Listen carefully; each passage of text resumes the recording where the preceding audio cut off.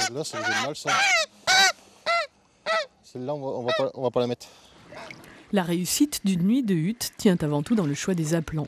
Pour donner envie à l'oiseau migrateur de s'arrêter, il faut savoir le séduire. Chaque oie a des voix différentes et par rapport à leur tonalité, on les place plus ou moins loin sur la tâche pour faire baisser les volets. Alors, tout ce qui va être au vent, ça va être des oies un peu plus puissantes en voix. La disposition de droite ou de gauche tient compte des vents dominants et aussi de la manière dont on a envie de faire poser les oies de passage. La stratégie ici, c'est beaucoup de blettes, les oiseaux de plastique en bout de mare. Sur l'abattage, on met beaucoup de blettes, une vingtaine, 20 à 30 selon les mares. Et au fur et à mesure qu'on arrive sur la zone de pause, on diminue les blettes au fur et à mesure pour laisser une zone de quiétude et laisser de la place pour que les volets puissent se poser derrière. Dernière étape, l'installation des mâles, plus forts en voix. Ils ont pour mission d'attirer de loin les oies sauvages dont les femelles affineront la pose. C'est un peu le chef d'orchestre, on va dire. C'est lui qui gère un peu tous les chants, principalement.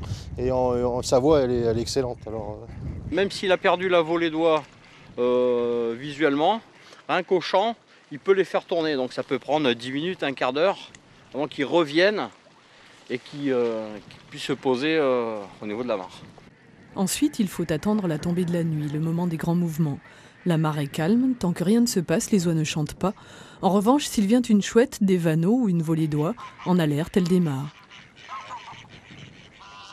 là, c'est le gros mâle dominant qui commence à amener ses femelles. On a les oies de poste qui répondent.